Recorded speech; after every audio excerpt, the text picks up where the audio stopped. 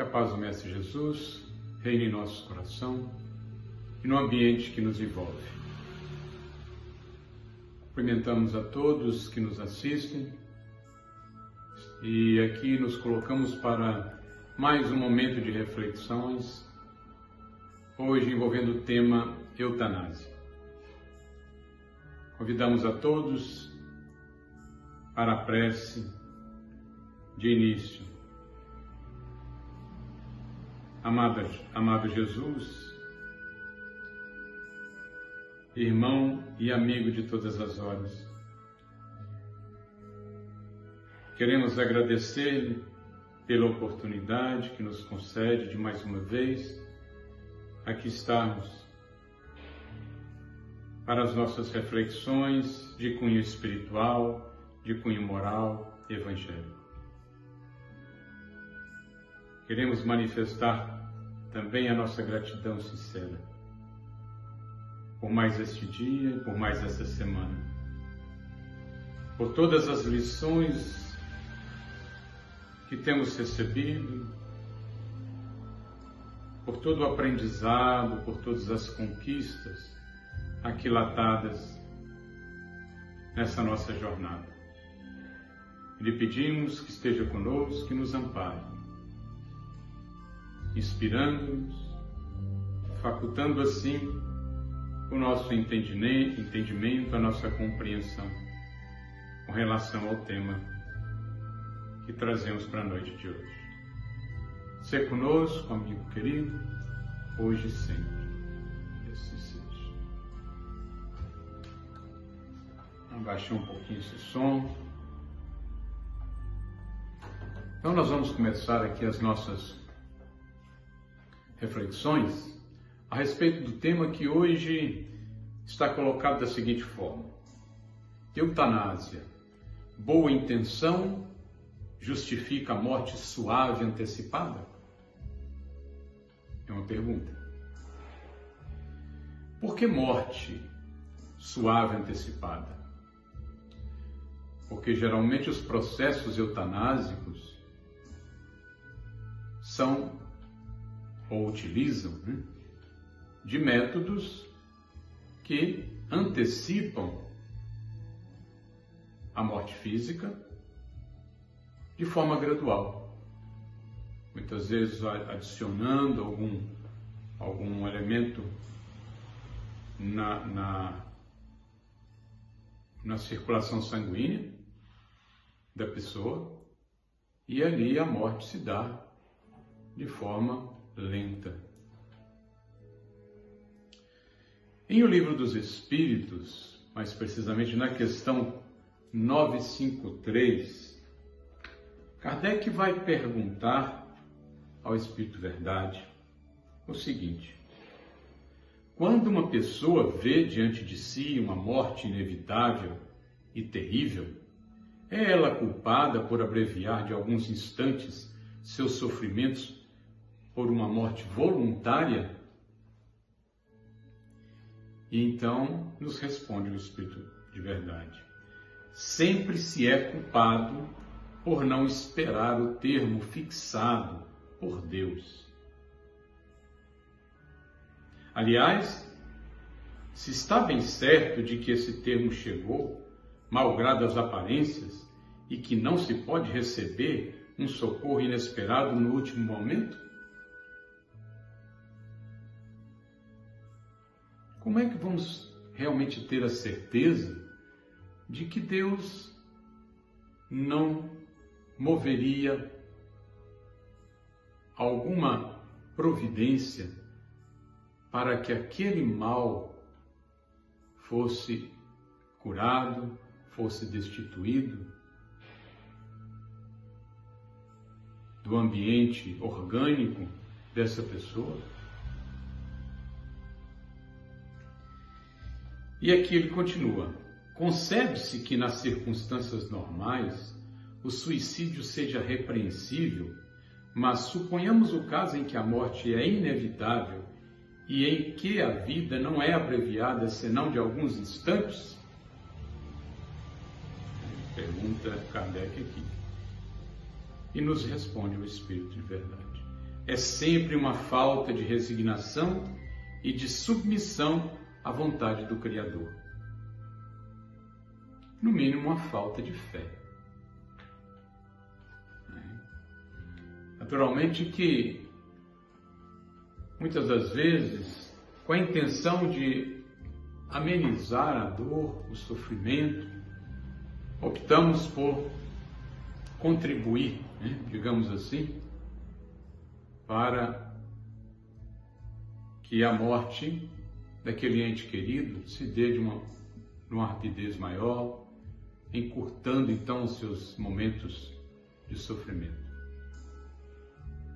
Mas hoje entendemos, graças à doutrina espírita, que somos espíritos imortais, que estamos estagiando provisoriamente nessa organização biológica que trazemos e com propósitos importantes. Hoje entendemos que cada minuto da nossa vida tem singular importância no aprendizado constante, contínuo, na nossa lida diária. E vamos lembrar também que tanto o suicídio quanto a eutanásia trazem consigo a responsabilidade equivalentes.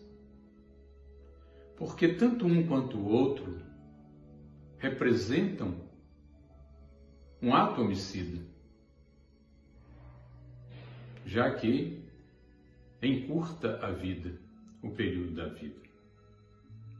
O suicídio ou autoextermínio representaria hoje um dos maiores crimes que poderíamos estar cometendo. Como já trouxemos aqui em outras oportunidades.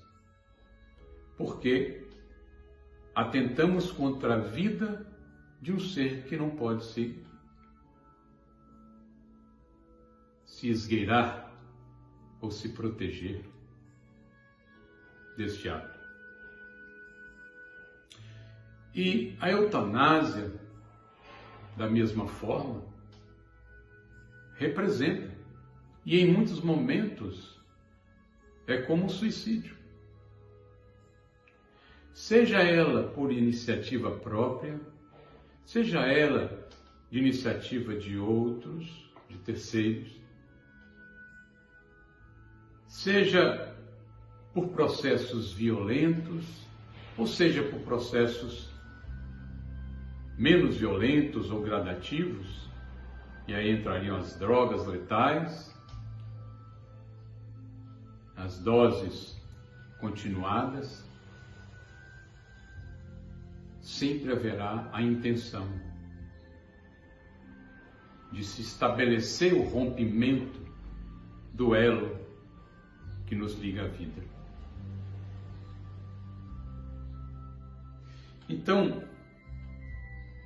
nós podemos avaliar o quão reprovável,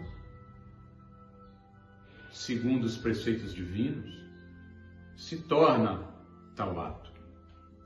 E nós vamos contar aqui com o auxílio da obra O Pensamento de Emmanuel, no qual nos baseamos para essas reflexões. Martins Peralva vai nos trazer aqui uma contribuição muito importante, porque ele vai citar o grande penólogo brasileiro,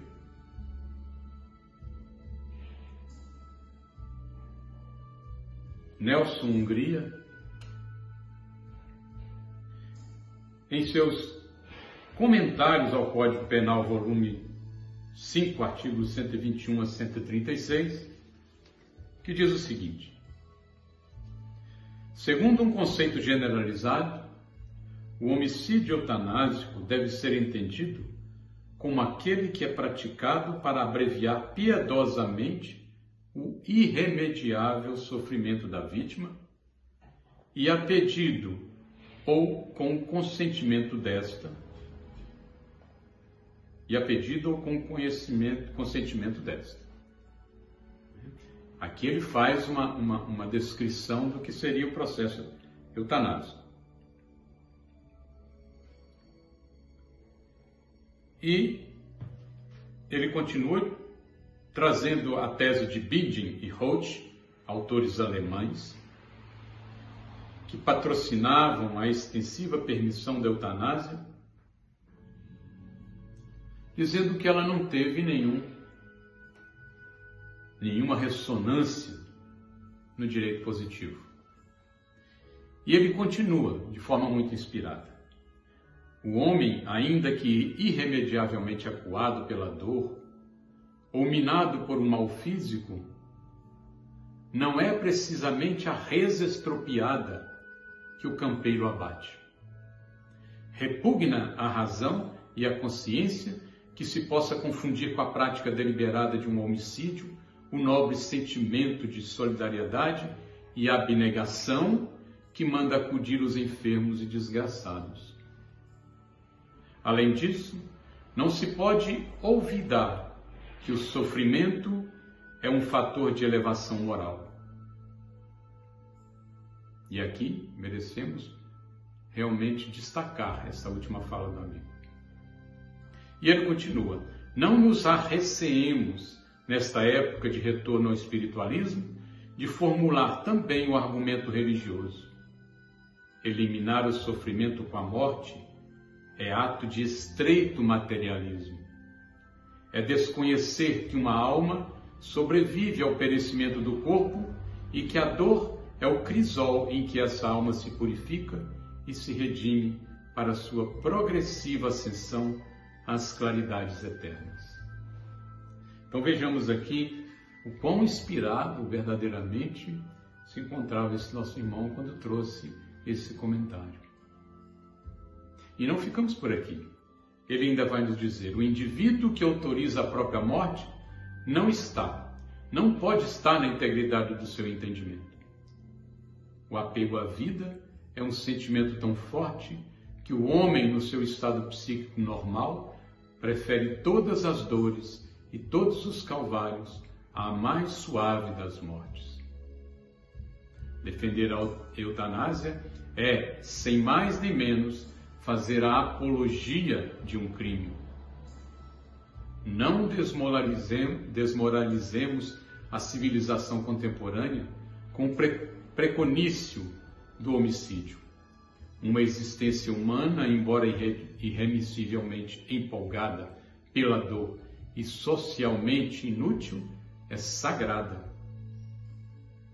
A vida de cada homem até o seu último momento é uma contribuição para a harmonia suprema do universo, e nenhum artifício humano, por isso mesmo, deve truncá-la. Não nos acompliciemos com a morte. É como ele, então, fecha esse pensamento.